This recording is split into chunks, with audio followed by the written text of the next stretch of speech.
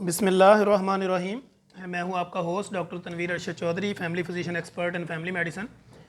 I have a 2 year working experience with nutrition society of USA. I have a 2 year working experience as a family physician with World Health Organization in Brazil. जैसा कि हमारे तमाम viewers, follower, patient, friends and families जानते हैं कि हमने हमेशा current issue को एड्रेस करने की कोशिश की है, और आज का हमारा मौजू जो है वो बड़ा कॉमन है कि बेशुमार ऐसे पेशेंट हमारे क्लिनिकल ट्रायल में, क्लिनिकल एक्सपीरियंस में आते हैं जिनका एक ही सवाल होता है कि डॉक्टर साहब मुझे जो है ना वो बदहज़मी है। बदहज़मी की अब कई डेफिनेशंस होती हैं, तो हम कोशिश करेंगे कि सिंपल अल्फाज को इस्तेमाल करते हुए अपने व्यूअर्स के लिए अपना जो भी वीलॉग बनाएं वो इंफॉर्मेटिव हो। और हमारा जो पर्पज़ होता है वो ये है कि पेशेंट के नॉलेज को अपडेट किया जाए, ताकि उनको पता चले कि जो बेसिकली बदहज़मी है ये कितनी कैटेगरी की होती है और किस तरह की पोजीशन हो तो हम इसको बदहज़मी कहते हैं। ऐसे बेशुमार पेशेंट हमारे पास आते हैं जिनकी कंप्लेंट्स ये होती है कि सर मैं खाना खाती हूँ या मैं खाना खाता हूँ तो खाना मेरा यहीं पे पड़ा रहता है। पेशेंट के अपने दोनों जो हाथ होते हैं वो उसने अपनी चेस्ट की, जहाँ पे आपकी रिब्स ख़त्म हो रही होती हैं, आपकी सीने की हड्डी ख़त्म हो रही होती है, तो पेशेंट यहाँ पे हाथ रख के हमें बताता है कि डॉक्टर साहब जब मैं खाना खाती हूँ या मैं खाना खाता हूँ तो मेरा खाना यहाँ पे पड़ा रहता है। अब हम पेशेंट से ये पूछते हैं कि आपको कैसे पता चलता है कि आपका खाना यहाँ पे पड़ा रहता है, तो पेशेंट कहता है कि मुझे इस तरह की फीलिंग्स आती हैं, यानी जब मैंने खाना खाया, खाना खाने के बाद मेरी फीलिंग्स ये हुई कि मेरा चेस्ट जो है ना वो बड़ी वज़नी फ़ील होती है, या मुझे ऐसा लग रहा होता है कि जो पार्टिकुलर जो है खाने के जो कुछ अज्ज़ा हैं, कुछ इस तरह की कैफियत है, तो वो जो है ना वो बेसिकली मेरे जो है वो गले में बाहर की तरफ आ रहा होता है। तो ऐसी पोजीशन पे जो है वो पेशेंट ये फ़ील करता है कि खाने के जो इस तरह के सिम्टम्स होते हैं, यानी जो उसके अज्ज़ा होते हैं खाने के, तो वो मेरे गले की तरफ आ रहे होते हैं। तो ऐसी फीलिंग के अंदर मुझे ये लग रहा होता है कि मेरा खाना जो है ना वो मेरे मैदे में ऐसे ही पड़ा हुआ है। तो पेशेंट से हम पूछते हैं कि जब आप खाना खा रहे होते हैं तो खाना खाने से पहले और उसके बाद की आपकी एक्टिविटी और रूटीन क्या है। तो पेशेंट ये कहता है कि मैंने जैसे ही खाना खाया, साथ ही ऊपर मैंने कोल्ड ड्रिंक पी ली, कोक, स्प्राइट, मिरिंडा, जो भी उसके मिला उसको ईजी उसकी एक्सेस थी, या उसने फौरी तौर पे चाय पी ली, या फौरी तौर पे उसके साथ ही ग्रीन टी पी ली। तो बेसिकली आपका जो डाइजेस्टिव सिस्टम है उसका स्लो हो जाना, वो मैदे के अंदर इस तरह की एसिडिटी बना देना, ये बेसिकली बदहज़मी में से एक अलामत होती है। अब कई पेशेंट ऐसे भी होते हैं कि जिनको बदहज़मी की ये कैफियत होती है कि वो कहते हैं मैं खाना खाता हूँ, खाना खाने के बाद मेरा पेट फूल जाता है, यानी मुझे लगता है कि मेरे पेट के अंदर जो है ना फुलावट हो रही है, गैसेस बन रही हैं, या खाना खाने के बाद मुझे जो है ना वो मेरी गैसेस पास आउट होना शुरू हो जाती हैं, यानी मैं खाना खाने के बाद अनकंफर्टेबल अपने आप को फील करता हूँ या करती हूँ। अब तीसरी कैटेगरी के लोग हमारे पास ये आते हैं कि जब मैं खाना खाता हूँ या खाती हूँ तो खाना खाने के 15 से 20 मिनट के बाद मुझे ऐसे लगता है कि जैसे गैस के गुबार जो है वो मेरे सर की जानब चढ़े हुए हैं, और खाना खाने के बाद मेरी कैफियत जो है ना वो 1-1.5 घंटा इस तरह की हो जाती है कि मुझे लगता है कि शायद मेरा दिमाग जो है ना वो फट जाएगा। फिर जैसे ही मैं कोई ना कोई फक्की लेती हूँ या मैं कोई ऐसी एंटी फ्लैटुलेंस या कोई गैस के हवाले से कोई ऐसी मेडिसिन या कोई ऐसी मेडिकेशन करती हूँ या करता हूँ, तो ऐसी कैफियत में जाके फिर मेरी तबीयत जो है ना वो बहाल होना शुरू होती है, और आहिस्ता आहिस्ता मेरा पेट भी जो है वो उसके अंदर भी गैसेस का शेड्यूल कम होना शुरू होता है। चौथी कैटेगरी के लोग जब हमारे पास आते हैं तो उनकी ये कैफियत होती है कि डॉक्टर साहब जब मैं खाना खाती हूँ या खाता हूँ तो मेरी कैफियत जो है ना वो एनजाइटी वाली, डिप्रेशन वाली हो जाती है, यानी मुझे जो है ना वो लड़ाई करने को दिल करता है,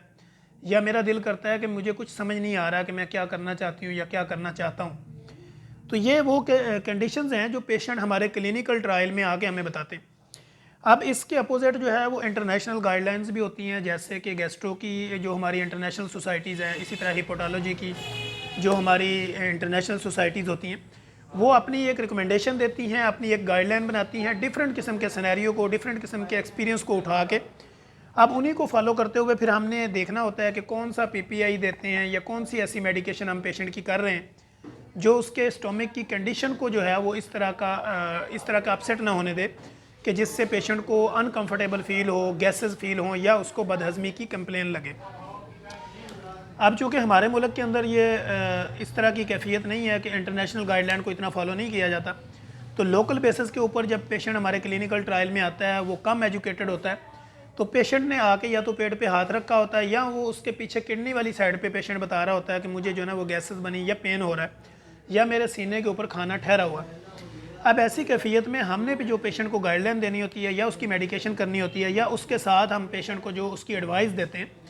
या उसकी लाइफ मॉडिफिकेशन करते हैं या फिर उसकी डाइट हैबिट्स को चेंज करते हैं। तो इसमें क्या होता है कि जब पेशेंट हमारे पास आता है, हम पेशेंट की फ़िज़िकली, फिर उसके बाद उसकी फैमिली हिस्ट्री, फिर उसकी क्लिनिकल हिस्ट्री लेने के बाद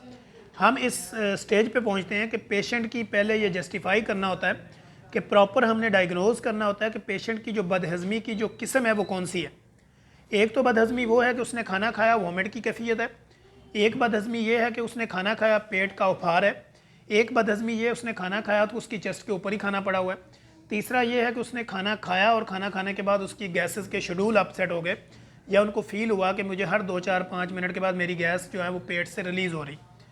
अब इस तरह की जब कंडीशन में पेशेंट होता है तो हम सबसे पहले जो है ना उसको ये बताते हैं कि जब आप खाना खाते हैं तो आपने खाने को प्रॉपर चबा के,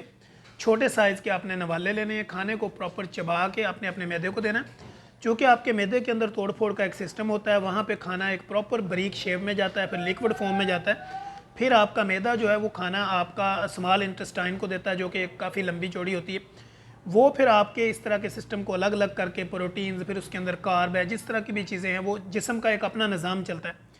तो उसके मुताबिक जो है वो आपकी बदहज़मी को भी फिर हम उसी तरीके से टाइटल करते हैं कि इशू क्या है। अब कुछ इशू इस तरह के होते हैं कि पेशेंट आके ये बता रहा होता है कि मेरा जो है ना वो पेट अनकंफर्टेबल है, जिसको हम IBS कहते हैं। IBS का मतलब ये है कि आपके पेट के अंदर की जो कैफियत है वो आपको सिग्नल इस तरह का आपके माइंड को दे रही है कि इरिटेबल बाउल सिंड्रोम में आप चले जाते हैं। अनकंफर्टेबल फील होता है, ना आपको ये फील होता है कि कॉन्स्टिपेशन है, ना आपको फील होता है ये गैस है, बस आपका पेट जो है ना वो अनकंफर्टेबल होता है। तो बदहज़मी बेसिकली इस तरह की एक बीमारी है जो कि लॉन्ग टर्म चलती है। अगर ये कंटिन्यूसली आपको मैदे में प्रॉपर इस तरह की कैफियत रहे, इससे आपको स्टोमिक अल्सर भी हो सकता है, इसमें आपको गैस्ट्रिक अल्सर भी हो सकता है, या आप क्रोनिक डायरिया में अगर रहते हैं तो फिर इसके आगे ट्यूमर्स वगैरह भी बन सकते हैं। अब पेशेंट को अगर जब इस तरह की कंडीशन होती है तो उसको चाहिए कि वो प्रॉपर अपने कंसल्टेंट के पास जाके अपनी कैफियत बताए और उसके मुताबिक जो है वो अपनी रिकमेंडेशन ले, अपनी मेडिकेशन करवाए, ताकि जो है वो आने वाली जो ख़तरनाक बीमारियां हैं उससे अपने आप को महफूज रख सके। तो बदहज़मी को बेसिकली ख़त्म करने का सबसे बेहतरीन तरीका यह है कि आप खाने से पहले और खाने से आधा घंटा बाद कोई भी लिक्विड फॉर्म में चीज़ ना लें, यानी उसमें कोई भी आप कोल्ड ड्रिंक वगैरह, कॉफ़ी, चाय शाय, या तो खाने से आप 1 घंटा पहले ले लें या खाने से 45 मिनट बाद में ले लें। जब उसके साथ आप उसको मिलाएंगे तो डाइजेस्टिव सिस्टम में प्रॉब्लम आएगी और आपकी बदहज़मी आगे बढ़ेगी।